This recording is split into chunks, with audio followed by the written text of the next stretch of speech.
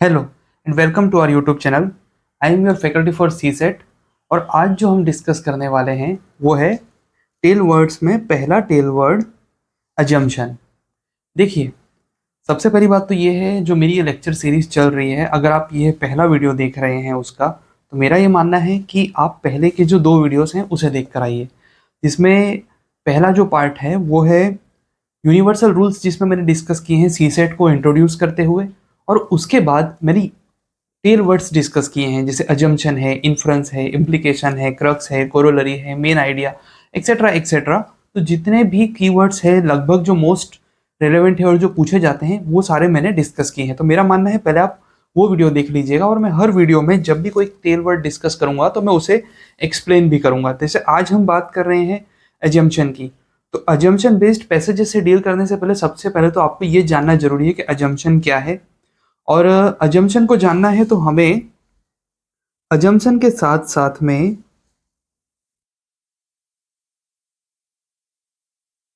Inference को भी समझना होगा। तो एक चीज आप समझ जाइए कि अगर मैं आपसे ये कहूं कि आप अजम्पशन से क्या समझते हैं, तो पहली बात आपके मन में क्या आएगी? सोचिए। पहले तो आपको ये शब्द को थोड़ा सा आप तोड़ लीजिए टुकड़े में। तो अज्यूम जैसा कुछ आपको समझ में आ रहा है? अज्यूम अर्थात कि हमने ये अज्यूम कर लिया, हमने ये मान लिया। अजम्पशन जो डील करता है वो डील करता है हमारे बिलीफ सिस्टम के साथ, कि हमारे बिलीफ्स क्या हैं। ठीक है, उदाहरण के तौर पे, भाई आपने किसी भी बात की सत्यता जाने बिना अगर उसे सच मान लिया है, ठीक है, हो सकता है वो आगे जाके सच साबित हो सकता है वो आगे जाके सच ना साबित हो, लेकिन आपने मान लिया है, वो आपके बिलीफ सिस्टम का हिस्सा होता है। उदाहरण के तौर पर आपने ये मैंने उदाहरण पहले भी दिए हुए हैं, लेकिन अब इसे मिनी रिवीजन हम करेंगे। मान लीजिए कि आप कहीं पर गए और वहां पर आपको कोई लेडी या कोई, मान लीजिए कोई पुरुष दिखाई दिया, और वो आपको काफी अच्छे घर के लग रहे हैं। उन्हें देखते ही आपके मन में आ गया, और एक अच्छे अपने 30s में है, कि भाई ये तो एटलीस्ट ग्रेजुएशन तो पूरा किया ही होगा। अगर आपने ये मान लिया है उन पुरुष को लेकर या उन स्त्री को लेकर के, तो ये सिर्फ और सिर्फ आपका अजम्पशन है। हो सकता है ये सही साबित हो सकता है गलत साबित हो सकता है वो सिर्फ 10th पास हो। ठीक है, चलिए एक दूसरा एग्जाम्पल देता हूं। मान लीजिए कोई लेडी कहीं खड़ी है और आपने उसे देख करके ये अंदाजा लगा लिया कि अपने 30s में है तो मैरिड तो होगी ही। ठीक है, अब हो सकता है वो मैरिड हो सकता है वो मैरिड ना हो, लेकिन आपका बिलीफ सिस्टम है कि इस एज ग्रुप में आते आते तो जनरली लड़कियों की शादियां हो ही जाती है, तो आपने ये अज्यूम कर लिया। ठीक है, तो अजम्पशन के साथ साथ में मैं हमेशा कहता हूं कि मैं जब इन्फ्रेंस डिस्कस करूंगा तो हम इन्फ्रेंस को भी डिस्कस करेंगे कि इन्फ्रेंस किससे डील करता है। इन्फ्रेंस डील करता है लॉजिकल रीजनिंग से।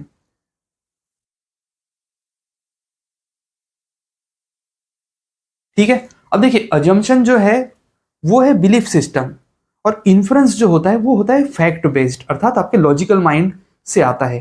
वो कोई हवा हवाई बात नहीं होती। उदाहरण के तौर पर मैंने आपसे कहा था कि कोई लेडी जो है वो कहीं पर आपको खड़ी दिखी, और उसकी माँ, मतलब कोई लेडी कहीं पे आपको खड़ी दिखी और आपने उसको सिर्फ देख करके ये मान लिया कि मे बी वो शादीशुदा हो, या शादीशुदा तो होगी ही। ठीक है, कैसे मान लिया? ठीक है, तो अजम्पशन आपके बिलीफ सिस्टम से आता है। इन्फ्रेंस क्या होता है? इन्फ्रेंस होता है फैक्ट बेस्ड, एविडेंस बेस्ड। अर्थात आप देखिए, वो लेडी आपसे बोलने तो नहीं आ रही कि वो शादीशुदा है या नहीं, लेकिन आपने मान लिया। ठीक है, ठीक वैसे ही भाई यहाँ पर इन्फ्रेंस में भी होता ही है। जनरली कोई आपको बोलने नहीं आ रहा, लेकिन आप अपने लॉजिकल माइंड को अप्लाई करके ये इन्फर कर पाते हैं कि भाई एक्चुअली यहाँ सीन क्या है। उदाहरण के तौर पर वो लेडी आपको दिखी, अब आपको दिखाई दे रहा है उसके हाथ में चूड़ा। ठीक है, या हो सकता है उसके चूड़ा आपको समझ नहीं आ रहा, तो हो सकता है उसके मांग में आपने सिंदूर देखा। तो अगले ही मोमेंट पे हुआ ये कि आपने ये इन्फर कर लिया, अरे ये तो शादीशुदा है। ठीक है, तो मेरा ये मानना है कि जो, हाँ मेरा ये मानना नहीं है, अजम्पशन जो होता है वो होता है बिलीफ सिस्टम से आता है, कि आपने कुछ भी मान लिया। लेकिन इन्फ्रेंस में क्या था? वो लेडी ने क्या खुद से आके कहा कि वो शादीशुदा है? नहीं, लेकिन उसके हाथ में चूड़ा देखा या मांग में सिंदूर देखा, उससे आपको ये, आप ये इन्फर कर पाए। आपके पास कोई ऑब्जेक्ट था, उस ऑब्जेक्ट से आप ये इन्फर कर पाए कि भाई वो शादीशुदा है। अजम्पशन में आपको, जब आप पैसेज पढ़ेंगे तो आपको ऑथर का क्या बिलीफ सिस्टम है ये पकड़ना रहेगा। अजम्पशन में और इन्फ्रेंस में एक चीज समझिएगा कि जनरली जो पैसेज जो देके रखा है उसी का रीस्टेटमेंट आपको ऑप्शन में नहीं दिखेगा, अजम्पशन में। मैं भी अजम्पशन की बात कर रहा हूँ। मान लीजिए पैसेज में कोई बात दिखी रखी है और ऑप्शन में आपको वैसा का वैसा दिख गया, तो आपके मन में तुरंत आ जाना चाहिए कि भाई हमें पैसेज पढ़ के ऑथर के क्या बिलीफ सिस्टम है, ऑथर के क्या अजम्पशंस है, ये पकड़ना है। तो वो सीधे सीधे पैसेज में कभी देके नहीं रखे होते हैं, इसलिए पैसेज में ही कई बात अगर ऑप्शन में देके रखी है, आप उस ऑप्शन को एलिमिनेट कर सकते हैं, क्योंकि हमें उसके पीछे जाना है कि वो जो स्टेटमेंट देख रखा है उसके पीछे। तो एक चीज याद रखिएगा कि अजम्पशन से स्टेटमेंट आता है। मैंने आपको अजम्पशन और इन्फ्रेंस का बताया। इन्फ्रेंस में क्या अंतर होता है, ये इन्फ्रेंस वाले पैसेज जब डिस्कस करूंगा तब यही की यही बात आपको फिर से बताऊंगा, क्योंकि मैं मान के चल रहा हूं कि आप शायद ये फर्स्ट वीडियो मेरा देख रहे हो सकते हैं। तो इन्फ्रेंस में क्या होता है कि लॉजिकल रीजनिंग है, फैक्ट बेस्ड है। अब आपको एक और एग्जांपल देता हूं। देखिए, एक बार एक लड़का जो है अपने पिताजी के पास जाता है और कहता है, पिताजी पिताजी बुलेट दिला दो। तो पिताजी कहते हैं, पड़ोसन की लड़की को देख, बस से जाती है। तो बच्चा बोलता है, अरे यही तो देखा नहीं जाता। ठीक है, तो वो जैसे ही मैंने आपको ये बताया तो आपको ये समझ में आ गया होगा कि सीन क्या है, कि भाई आपने ये समझ लिया कि वो लड़का उस लड़की को पसंद करता है। क्या मैंने आपको ओपनली कहा? नहीं, लेकिन आपने अपने लॉजिकल माइंड को अप्लाई किया और ये इन्फर कर लिया कि वो लड़का उस लड़की को पसंद करता है। ठीक है, तो आपने ये इन्फर कर लिया।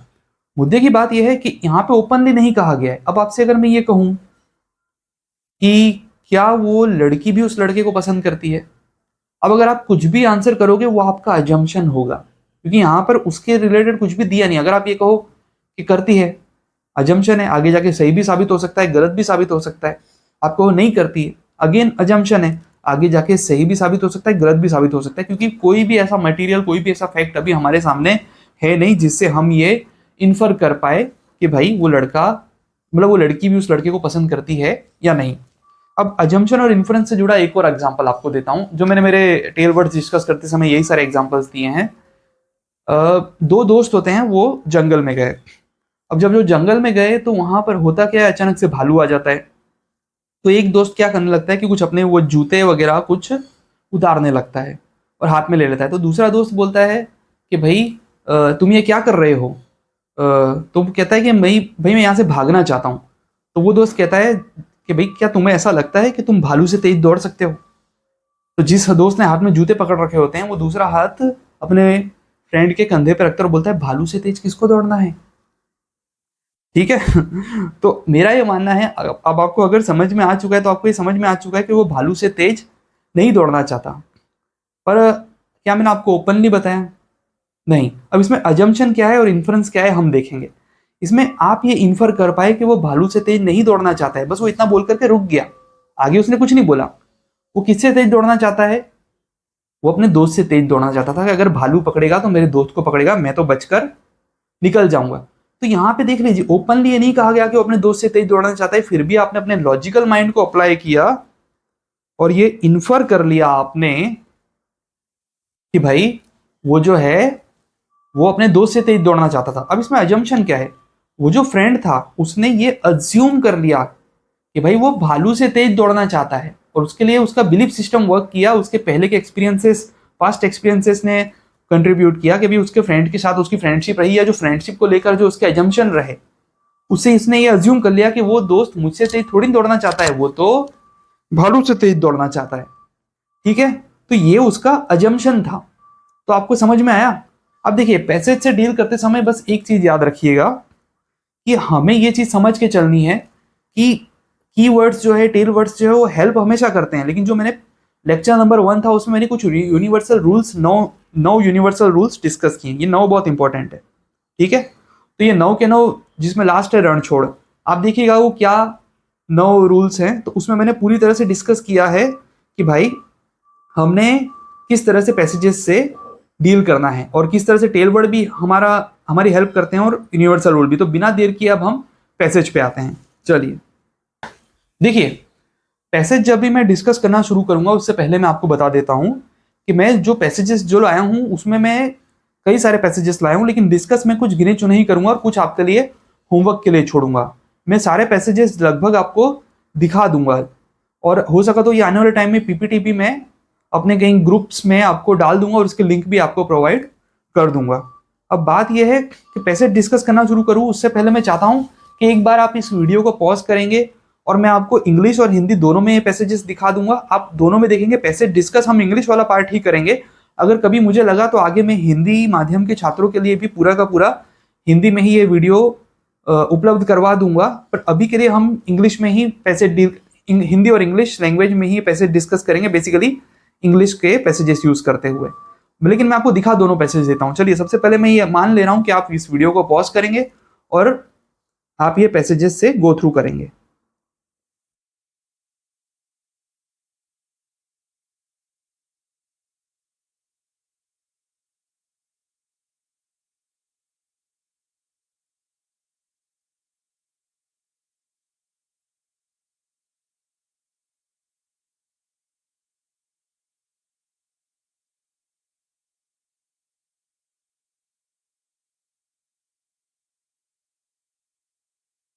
अब मैंने मान लिया है कि आपने पैसेजेस से गो थ्रू कर लिया है, ठीक है। तो अब हम बिना देर किए पैसेज स्टार्ट करते हैं।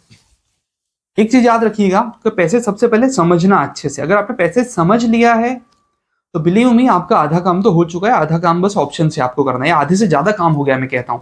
चलिए, ये जो पैसेज है हम इसे डिस्कस करना स्टार्ट करते हैं। In some places in the world. अब देखिए, मैंने आपको अजम्पशन से बताया था कि अजम्पशन से स्टेटमेंट आता है। अगर ऑथर का अजम्पशन ये होता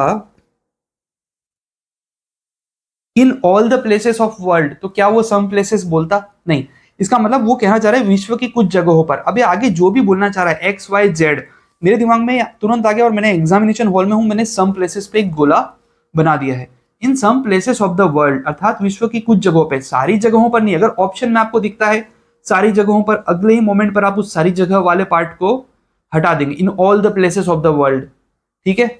इन some places of the world productivity of staples such as rice and wheat. अब देखिए, आपने स्टेपल्स पढ़ा, आपको स्टेपल्स का मतलब नहीं भी पता क्या है, आप हिंदी में देखने की कोशिश करेंगे तब भी आपको इतना अगर आइडिया आ जाता है, अच्छी बात है। नहीं आता है तो चिंता मत कीजिए, आगे बढ़िए। अब एग्जांपल भी इन्होंने दे दिया, rice and wheat had reached a प्लेटू। अब देखिए, प्लेटू शब्द का आपको अगर मतलब नहीं भी पता है तो भी मैं आपको बता देता हूं, ये आपको अगर नहीं भी जानते हो तो इस पैसेज को हेल्प सॉल्व करने में आपकी हेल्प शायद नहीं भी करेगा।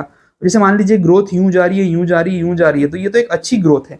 लेकिन एक ग्राफ में आपको बता रहा हूं कि कोई ग्राफ है, अब जो ग्राफ में जो ग्रोथ है वो ऐसी होते हुए मान लीजिए यूं हो गई, तो एक लेवल के बाद आप देख रहे हैं कि ये वाला जो पोर्शन है यहाँ पे ग्रोथ प्लेटू हो चुकी, जो प्लेटू शेप होता है। आप ज्योग्राफी भी पढ़ते होंगे, ज्योग्राफी में डिस्कस किया जाता है, इसलिए मैं यहाँ नहीं कर रहा हूँ। तो ये जो प्लेटू शेप है, तो ये दर्शा रहा है कि भी ग्रोथ ज्यादा हो नहीं रही है, बस वो मेंटेन होके चल रही है। और ये जो पार्ट है ये दर्शाता है कि भी ग्रोथ अच्छी हो रही है या बढ़ रही है। मान लीजिए ये वाला पार्ट भी प्लेटू नहीं है, लेकिन ये जो पार्ट है स्पेसिफिकली ये प्लेटू दर्शा रहा है, अर्थात कि ग्रोथ स्टेबलाइज हो चुकी है या ज्यादा आगे हो नहीं रही है, ठीक है। अब बता रहे हैं कि दुनिया की कई जगहों पर, देखिए मैं पैसेज डिस्कस करने में ज्यादा समय लगाता हूं हमेशा, तो कई बार विद्यार्थियों को कुछ लगे उससे पहले मैं उनको बोल देता हूं कि अगर क्लास में मैं स्लो जाऊंगा तो एग्जामिनेशन हॉल में आप फास्ट हो जाएंगे, और अगर क्लास में मैं फास्ट हो गया तो एग्जामिनेशन हॉल में आप स्लो हो जाएंगे। तो ये मत सोचिएगा, लोग सोचते हैं कि पैसेज आप मैं देखता हूँ कई बार मैं ऑनलाइन पढ़ाने वाले टीचर्स को, कई तो अच्छा पढ़ा रहे हो, कई लोग क्या करते हैं सीधा बोलते हैं स्टूडेंट को पैसेज पढ़ो, और वो सीधा बोलते हैं कहाँ गलत लग रहा है चलो मैं तुमको बता देता हूँ। वो खुद पैसेज को अंडरस्टैंड कैसे करते हैं, उसकी क्या अप्रोच है वो भी शेयर नहीं करते। तो एक एक चीज मैं बारीकी से शेयर करूंगा कि अगर मैं ये पैसेज पढ़ रहा होता और मैंने जब इतना अच्छा पैसेज में स्कोर किया तो किस तरह से किया है, हर बार मैंने जो अच्छा स्कोर किया है वो मैं आपके साथ में शेयर करूंगा। तो देखिए, in some places of the world productivity of staple such as rice and wheat had reached a plateau, ठीक है। वो आगे बढ़ नहीं रही ज्यादा, यानी हमें इतना समझ में आ रहा है कि भाई वो एक लेवल मेंटेन करके चल रही है। आगे बोल रहे हैं neither new strains nor fancy agrochemicals are raising yields. अब इतना समझ लीजिए कि भाई मैंने नीदर और रेजिंग द यील्ड्स पे अंडरलाइन कर लिया है। एग्जामिनेशन हॉल में मैं क्विकली काफी अंडरलाइन से कर देता हूं, मुझे आइडिया आ जाता है। कह रहे हैं कि जो नए स्ट्रेन्स है वो कोई इतना अब यील्ड को बढ़ा नहीं रहे हैं, और एग्रोकेमिकल, और देखिए जो आपने सुना होगा कि नए स्ट्रेन डेवलप किए गए या फिर कोई एग्रोकेमिकल जो है फर्टिलाइजर्स एक्सेट्रा जो है वो भी अब इतना बढ़ा नहीं रहा। अब हमें ये समझ में आ रहा है कि यील्ड्स जो है वो किसी भी तरह से एक लेवल के आगे बढ़ाई जा नहीं पा रही है। चलिए आगे बढ़ते हैं। Nor there is much unfarmed land left that is suitable to be brought under the plough. अब देख लीजिए, ऐसा बोल रहे हैं, देखिए शुरुआत कहां से हुई कि स्टेपल्स जो है राइस और व्हीट वो जो है इतना उसका प्रोडक्शन बढ़ नहीं रहा। अच्छा, फिर बोल रहे हैं कि जो एग्रोकेमिकल है वो यूज़ कर लिया हमने तो भी कुछ नहीं हो रहा इतना, और न्यू स्ट्रेंस आ गए तो भी कोई इससे इतना प्रोडक्शन नहीं बढ़ रहा। तो पैसेज किसके आगे पीछे घूम रहा है कि भी प्रोडक्शन नहीं बढ़ रहा। आगे क्या आया, आगे आया है कि भी अनफार्म लैंड भी इतना बचा नहीं है। अनफार्म लैंड जो है वो भी इतना बचा नहीं है, यानी कि कोई ऐसा एरिया होता है जो आपने देखा होगा कि भी कि वो खाली पड़ा हुआ है तो उस पर हम खेती कर लेंगे, उसको अंडर द प्लाउ ले आएंगे, अर्थात कि खेती योग्य बना देंगे। ठीक है, तो ऐसा भी एरिया बचा नहीं। ये global temperature continues to rise, अभी तक यील्ड पे बात चल रही थी, अब पैसेज में एक नया मोड़ ले लिया कि अगर जो ग्लोबल टेम्परेचर है वो बढ़ता चला गया, आपने ये तो सुना ही होगा ग्लोबल वार्मिंग बढ़ रही है। सम प्लेसेस, अब देखिए अगेन सम प्लेसेस, अगर ऑथर का अजम्पशन होता ऑल प्लेसेस तो क्या वो सम प्लेस बोलता? नहीं, अगर ऑप्शन में देखिए ऑल प्लेस आप उसको हटा देंगे। Some places will become unsuitable for farming, यानी ये बोल रहा है साफ कि टेम्परेचर बढ़ेगा तो कुछ प्लेस अनसूटेबल हो जाएंगे फार्मिंग के लिए। शुरुआत कहाँ से हुई थी? यील्ड घट रही है और नए स्ट्रेन और एग्रोकेमिकल भी कुछ नहीं कर पा रहा, अनफार्म लैंड भी इतना नहीं बचा, और बोल रहे हैं कि अगेन शुरुआत यहां से की कि ग्लोबल टेम्परेचर बढ़ा तो क्या होगा, उसके बाद बोल रहे हैं कि भाई अनसूटेबल फॉर फार्मिंग हो जाएंगे कई सारे प्लेसेस, यानी कि अगेन यील्ड पे इंपैक्ट आएगा ना अगर वो अनसूटेबल हो जाएंगे फार्मिंग के लिए। तो आगे देखिए, application of technology can overcome help overcome this problems. अब थोड़ी सी एक राहत की सांस दे रहा है ये ऑथर के भी, टेक्नोलॉजी को अप्लाई करोगे तो होगा क्या, ओवरकम कर पाएंगे हम इन प्रॉब्लम्स को। चलो कुछ तो राहत मिली। ठीक है, आगे बढ़ते हैं। एग्रीकल्चरल टेक्नोलॉजी चेंजिंग फास्ट, अब उसने शुरुआत कहां से की? यील्ड से, फिर आ गया टेम्परेचर राइज, अगेन यील्ड पे ही दौड़ के आया पुनः लौटकर, फिर वो अगेन आगे बढ़ रहा है, टेक्नोलॉजी वाला रास्ता पकड़ा कि टेक्नोलॉजी से हम कर सकते हैं। अब बोल रहे हैं एग्रीकल्चरल टेक्नोलॉजी में भी, स्पेसिफिकली एग्रीकल्चर के फील्ड की जो टेक्नोलॉजी है चेंजिंग फास्ट। ठीक है, much of this change is brought about by affluent farmers in the west Americas. अब अगेन देखिए मच ऑफ, ठीक है,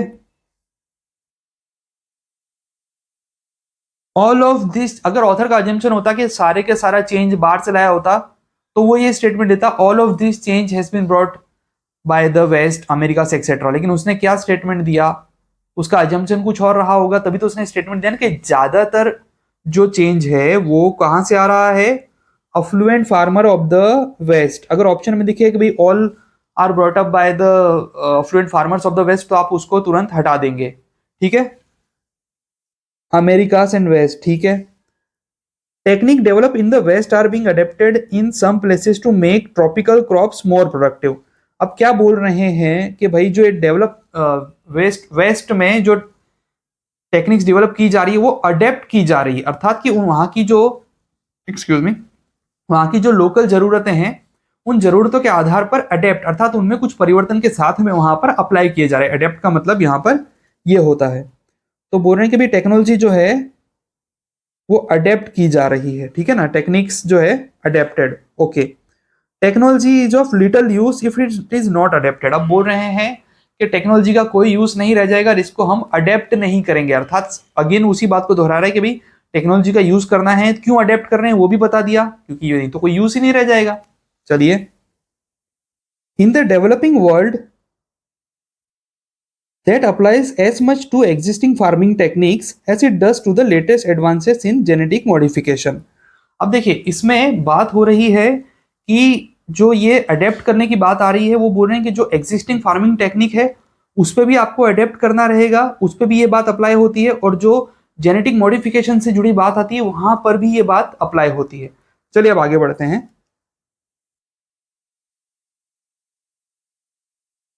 Extending to the smallholders and subsistence farmers of Asia and Africa, the best of today's agricultural practices in such simple matters as how much fertilizers to apply and when would lead to greatly increased availability of food for humanity। चलिए देखिए, ये मैं speed से पढ़ गया, इसको आसान भाषा में समझाता हूँ कि बोल रहे हैं कि अगर हम स्मॉल होल्डर्स जो हैं, कहाँ के स्मॉल होल्डर्स?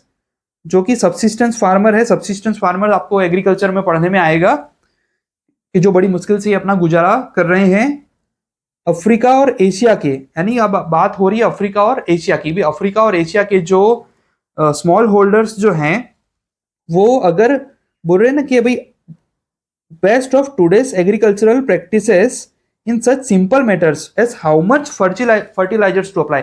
ऐसे सिंपल मैटर्स यानी कि सामान्य, अभी हम लोग बड़ी बड़ी बातें कर ही नहीं रहे हैं, कि जो सिंपल मैटर्स हैं कि भी how much fertilizers to apply, कितना फर्टिलाइजर्स अप्लाई करना, ठीक है, ऐसी सामान्य सी बातों की बात हो रही है, और कब अप्लाई करना, would lead to greatly increase availability of food for humanity.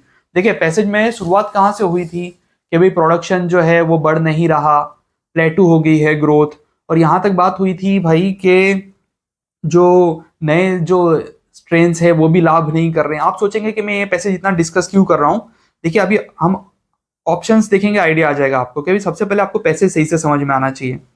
जो नए स्ट्रेन्स है वो भी कोई इतना वर्क नहीं कर रहे हैं, एग्रोकेमिकल भी इतना यूजफुल नहीं रह गया है, ऑन फार्म लैंड नहीं बचा है, ग्लोबल टेम्परेचर जो है वो बढ़ रहा है, तो होगा क्या कि भाई सारा का सारा जो जो एग्जिस्टिंग एरियाज है कहीं वो भी अब अनसुटेबल फॉर फार्मिंग हो जाएंगे।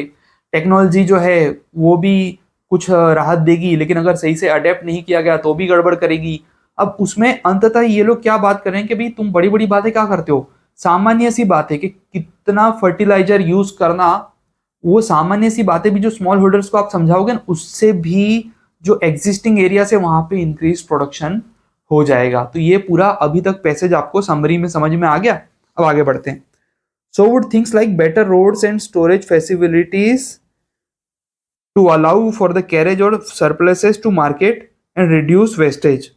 So would things like, ठीक है, देखिए बोल रहे हैं कि सबसे पहले रोड और स्टोरेज फैसिलिटी सही करो, तो उससे होगा क्या कि भाई जो सरप्लस जो है और वो बचे सरप्लस आप मार्केट में ला सकते हैं, वेस्टेज को घटा सकते हैं। अब वेस्टेज घटेगा ऑटोमेटिकली, यही हुआ ना कि आपका फूड प्रोडक्शन संभल गया। तो अभी तक आपको पैसेज समझ में आ गया। अब इस पैसेज के ऊपर कितने क्वेश्चन है हम वो देखेंगे, और एक एक क्वेश्चन को हम सही से अटेम्प्ट करेंगे।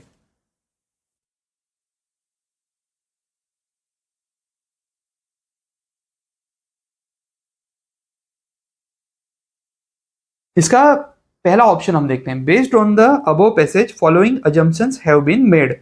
अब देखिए अजम्पशन देके रखे हैं, दो ऑप्शन देके रखे हैं भी, which of the above following assumptions is are valid, ठीक है। अब ध्यान से देखिएगा कि development of agricultural technology is confined to developed countries. अब देखिए मैं इसका मतलब ये है कि भाई जो एग्रीकल्चरल टेक्नोलॉजी का डेवलपमेंट है वो कन्फाइंड यानी रुका कन्फाइन होकर रह रहा है, एकदम सीमित है, कहां पर, डेवलप कंट्रीज में। अब देखिए अगर ऑथर का अजम्पशन ये होता, मैंने आपको कहा था अजम्पशन से स्टेटमेंट आता है, तो आपको ये देखना है कि भाई अगर ये अजम्पशन है तो इससे इसको क्या सपोर्ट करता हुआ पैसेज में स्टेटमेंट है या काउंटर करता हुआ, देख लेते हैं। अगर उसका ये अजम्पशन होता कि भाई जो एग्रीकल्चर टेक्नोलॉजी है वो कन्फाइंड यानी पूरी तरह से सीमित है वेस्ट में, तो वो ये ऐसा क्यों कहता कि much of this change is brought by affluent farmers in the west and Americas. ज्यादातर चेंज लाया गया, सारा चेंज तो नहीं ना। अगर मैं कहूं कि ज्यादातर लोगों पे ये बात अप्लाई होती है, तो मैं ये थोड़ी नहीं कह रहा हूं कि सब पे अप्लाई होती है। ज्यादातर चेंज वेस्ट द्वारा लाया गया, तो मैं ये थोड़ी नहीं कह रहा हूं, हो सकता है 70% लाया गया हो, 80% लाया गया हो।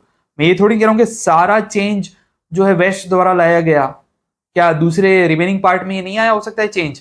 तो आपका अगर ऑथर का अजम्पशन होता कि भाई कन्फाइन कन्फाइन होकर रहा है, तो क्या वो ये मच ऑफ वाला स्टेटमेंट देता, नहीं, वो ऑल ऑफ द चेंज वाला स्टेटमेंट देता। तो ये अजम्पशन तो उड़ गया।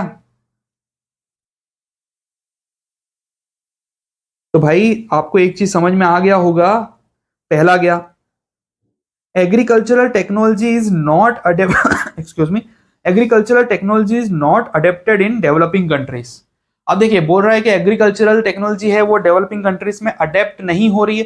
पैसेज में ऐसा कुछ कहा नहीं गया, ना डायरेक्टली ना इनडायरेक्टली, साफ शब्दों में कहा गया है कि भी technology will be of no use if it is not adapted. अगर टेक्नोलॉजी को आपको सही से यूज करना है तो उसको अडेप्ट करना रहेगा, और कहा गया है, साफ कहा गया है, उसका उल्टा कहा गया है। मैंने आपको कहा था कि जो यूनिवर्सल रूल्स में क्या अपोजिट और रॉन्ग इन्फॉर्मेशन देके रखी हो, कि कहा गया है कि भाई जो वर्ल्ड में अलग अलग जगहों पर अडेप्ट की जा रही है। आपको मैं बता भी देता हूं, देखिए techniques are being adapted in some places to make tropical crops. Tropical areas कौन से होता है आपको पता होगा? More productive. तो पैसेज में तो उसका उल्टा दे के रखा है।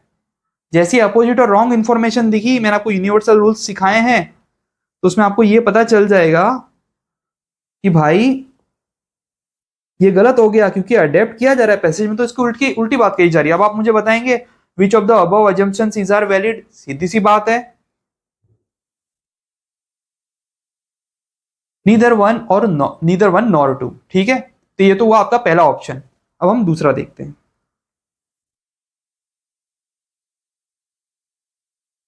Based on the above passage the following assumptions have been made. Poor countries need to bring about change in their existing farming techniques. चलिए इसको मैं दूसरा एक बार पढ़ देता हूं। Developing countries have better infrastructure and they waste less food. अब ध्यान से देखिएगा, पहला जो स्टेटमेंट है हम उसे पढ़ते हैं कि जो पुअर कंट्रीज है need to bring about change in their existing farming techniques, उन्हें लाने की जरूरत है। इस बारे में क्या पैसेज में कहा गया है? डेफिनेटली कहा गया है। आपने पैसेज पढ़ा था?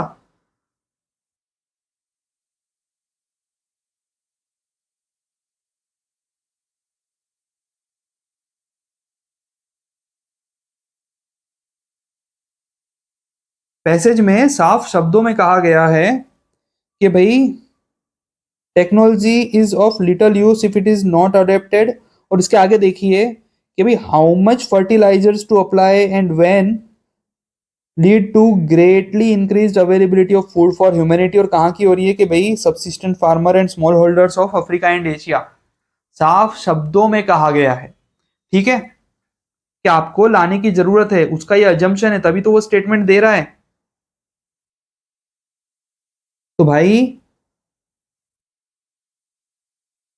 ये डेफिनेटली सही है, ठीक है। आगे देखते हैं। Develop countries have better infrastructure and they waste less food. अब देखिए ये जो चीज है ना, वहां पे लोग अच्छा भला इंसान गड़बड़ कर जाता है। पहले तो आप देख लीजिए कि भाई पहला सही है तो ये हो नहीं सकता, ये हो नहीं सकता। अब अगर दूसरा सही हो जाता है तो बोथ 1 and 2 हो जाएगा, और अगर दूसरा गलत होता है तो 1 ओनली हमारा ऑप्शन ए आंसर बनेगा। एलिमिनेशन ऑफ ऑप्शन टेक्निक्स जो हम जिस तरह से यूज करते हैं, यहाँ तो 2 है तो आपको लगभग दोनों ही पता होने चाहिए। तो develop countries have better infrastructure and they waste less food. Passage में ये कहा गया है, आप फिर से जाके पैसेज पढ़ सकते हैं कि भाई जो वेस्ट है उसको घटाया जाएगा, ठीक है, तो वो भी अच्छा काम करेगा। लेकिन वो यूनिवर्सली ये बात कही गई है, वो डेवलप कंट्रीज के बारे में कही गई है या डेवलपिंग कंट्रीज के बारे में कही गई है, कहीं पर भी ऐसा स्पष्ट हो नहीं रहा है। हो सकता है क्या आप ये दावे के साथ कह सकते हैं कि जो वेस्टर्न वर्ल्ड है वहां पर फूड जो है वेस्टेज कम होगा? यहाँ पे बात की गई है कितना फर्टिलाइजर अप्लाई करना, जो यहाँ पे जो डेवलपिंग कंट्रीज है उस पर बात की गई है। फिर एक एंड में बात ये स्टेटमेंट जोड़ दिया गया, तो हमें ऐसा लगेगा कि डेवलपिंग कंट्रीज की बात हो रही है। बात हो रही है यूनिवर्सली कि अगर हम वेस्ट रिडक्शन पे भी फोकस करेंगे, बेटर रोड और सप्लाई चेन डेवलप करने पे फोकस करेंगे, तो हम वेस्ट को घटा पाएंगे। तो सेकेंड ऑप्शन भी आपका गलत हुआ, 1 ओनली करेक्ट है।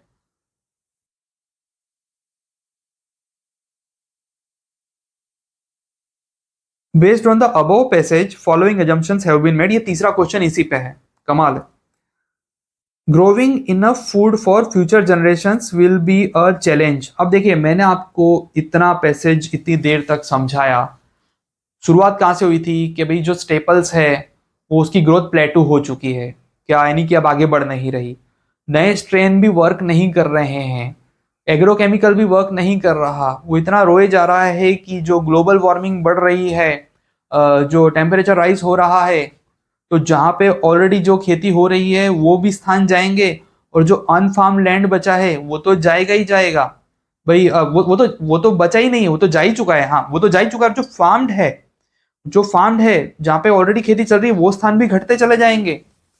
भाई तो वो कितनी देर से बोले जा रहा है, वो बोले जा रहा है कि भाई फ्यूचर जनरेशन के लिए फूड जो है वो एक चैलेंज रहेगा।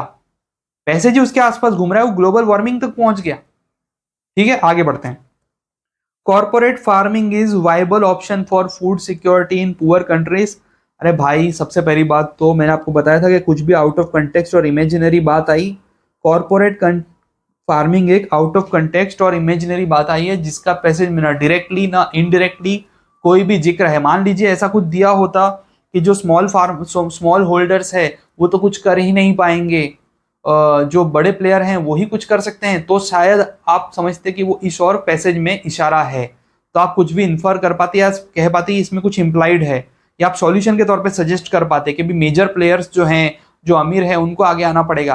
पैसेज में तो ऐसी कोई बात कही नहीं गई, उल्टा पैसेज में कहा गया है कि स्मॉल होल्डर्स को पकड़ो, अफ्रीका और एशिया के स्मॉल होल्डर्स को पकड़ो, उनको जाके सिखाओ कि कैसे तुमको जो छोटी छोटी जगहों पर अप्लाई करना है। वो आता था ना शक्तिमान जी में कि छोटी मगर मोटी बातें। तो आपको ये बात है कि भाई आपको छोटे छोटे फार्मर्स को पकड़ना है, उनको बताना है कि how much fertilizers to apply and when to apply. तो होगा ये कि भाई उससे जो है हम काफ़ी चेंज ला सकते हैं, काफ़ी फूड प्रोडक्शन बढ़ा सकते हैं। वेस्ट रिडक्शन करेंगे तो काफ़ी काफ़ी हम फूड प्रोडक्शन बढ़ा सकते हैं। तो ये तो पूरी तरह से आउट ऑफ कंटेक्स्ट और इमेजिनरी बात हो गई। ये गया तो growing enough food for future generation will be a challenge. एक अकेला ये ही वैलिड हुआ अजम्पशन, दूसरा गलत होते ही ये गया और ये भी गया, क्योंकि पहला सही हो चुका था। तो ऑप्शन ए हमारा आंसर है। तो ये था हमारा अजम्पशन का पहला पैसेज। अब हम डिस्कस करेंगे अजम्पशन का दूसरा पैसेज। सबसे पहले तो मैं अज्यूम कर ले रहा हूं कि आपने वीडियो को पॉज किया और ये पैसेज पढ़ लिया है। अगेन आपने हिंदी में जो पढ़ रहे हैं उन्होंने भी हिंदी में पढ़ लिया। जरूर लगी मैं हिंदी माध्यम के छात्रों के लिए भी बना के ले आऊंगा, कोई इश्यू नहीं है, अलग वीडियो बना दूंगा। ऑप्शंस पढ़िए।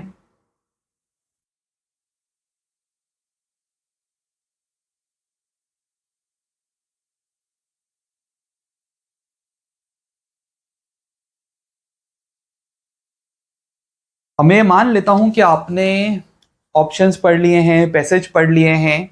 अब मैं इसे डिस्कस करना शुरू करता हूं। देखिए, approximately 80% of all flowering plant species are pollinated by animals including birds and mammals.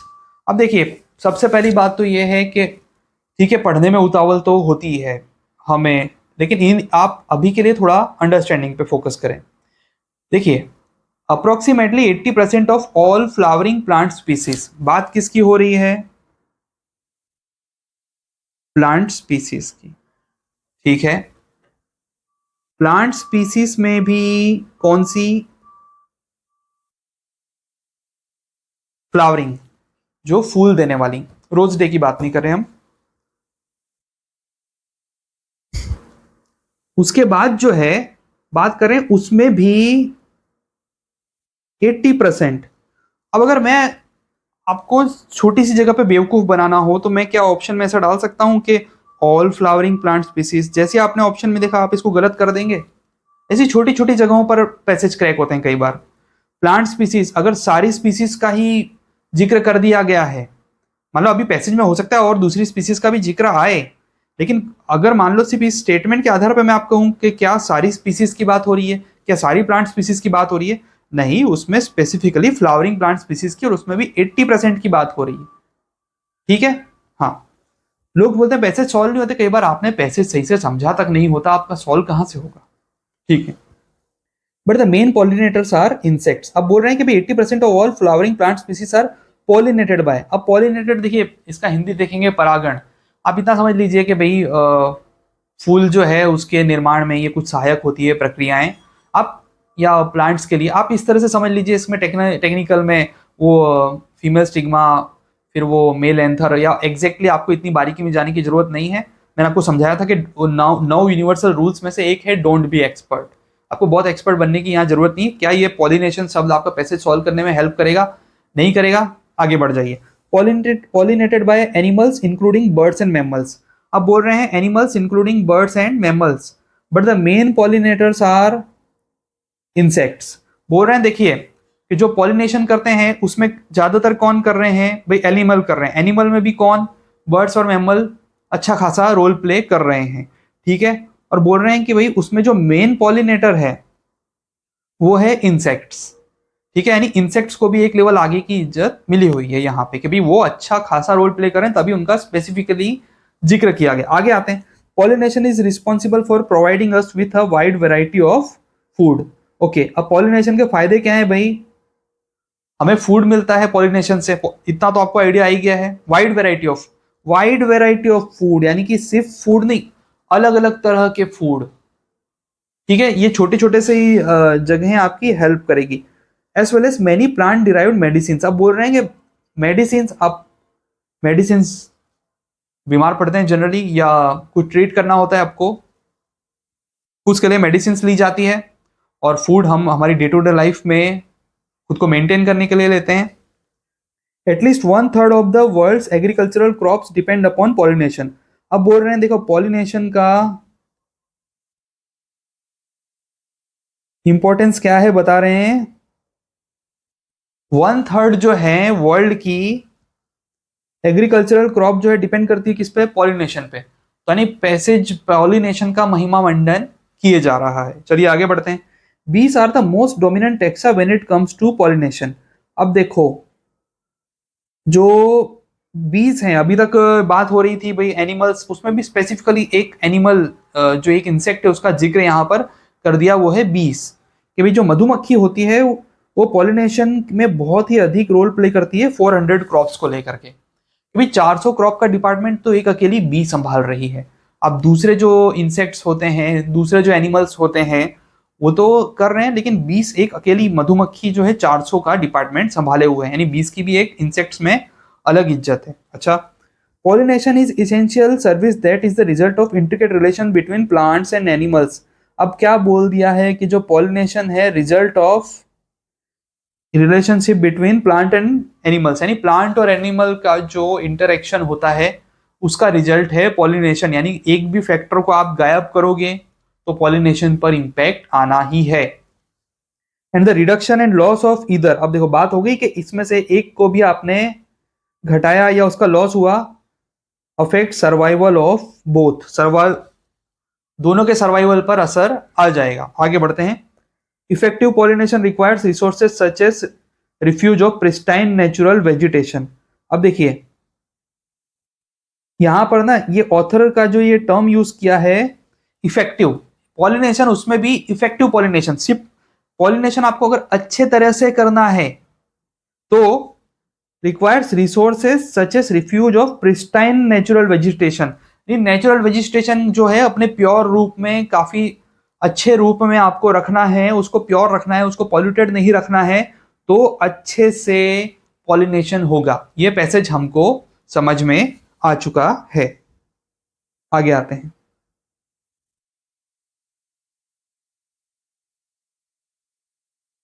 On the basis of the passage given above, the following assumptions have been made. चलिए अभी assumptions दे के रखे हैं और हमें कुछ options दे के रखे हैं। हम देखते हैं कि क्या एलिमिनेशन वर्क करता है। कई बार वर्क करता है, कई बार नहीं भी करता।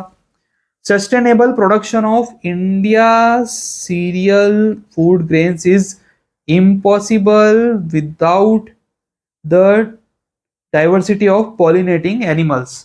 अब ध्यान से देखिएगा, यहां कह रहे हैं कि sustainable production of India serial food grain production is impossible without the diversity of pollinating animals.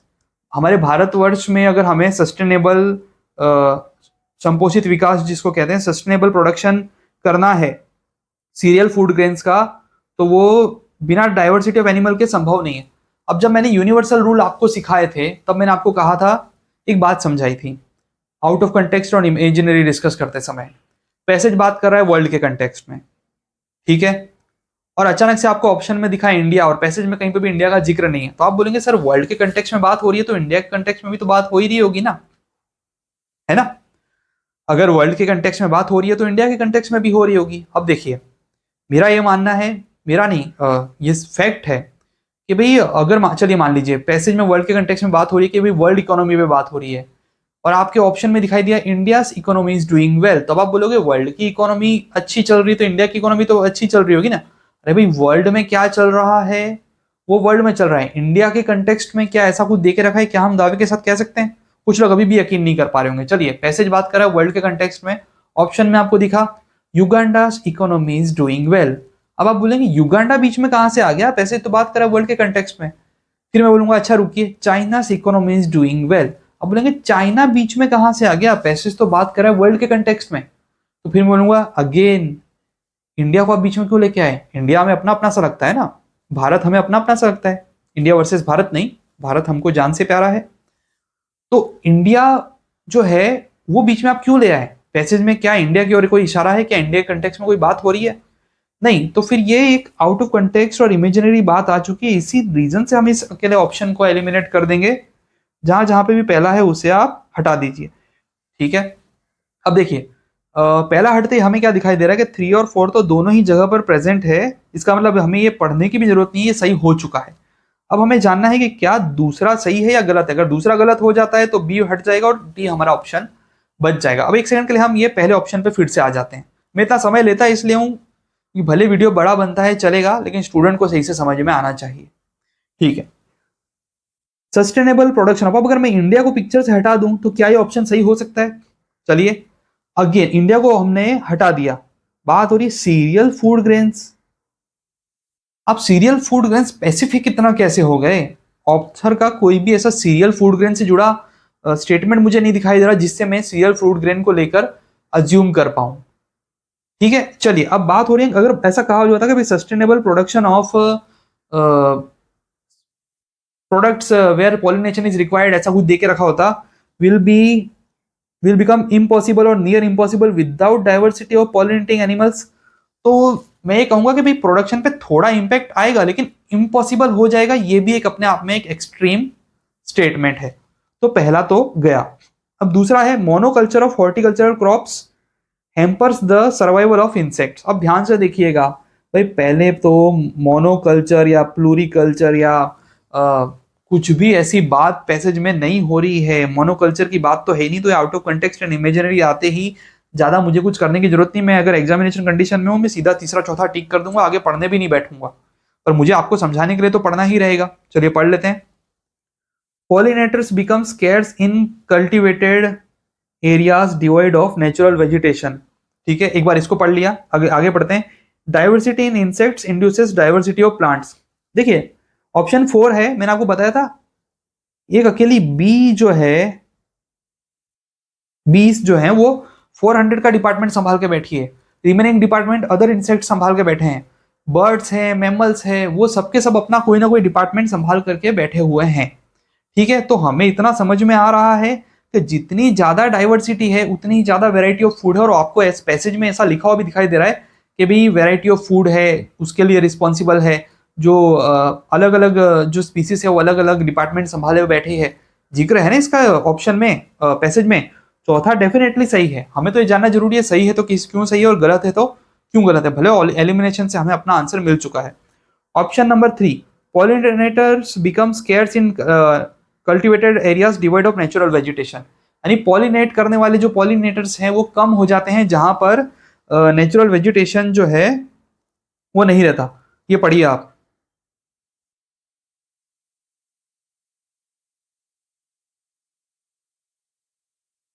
Pollination essential service है, प्लांट और एनिमल के रिलेशनशिप को दर्शाता है। अब बोले अगर एक भी घट गया reduction and loss of either affect survival of both, ऊपर से साफ दे दिया है pollination requires pristine natural vegetation, बात ही खत्म हो गई। साफ शब्दों में कहा गया है कि दोनों की एक दूसरे पे डिपेंडेंस है और साफ कहा गया है कि भाई प्रिस्टाइन नेचुरल वेजिटेशन होना जरूरी है।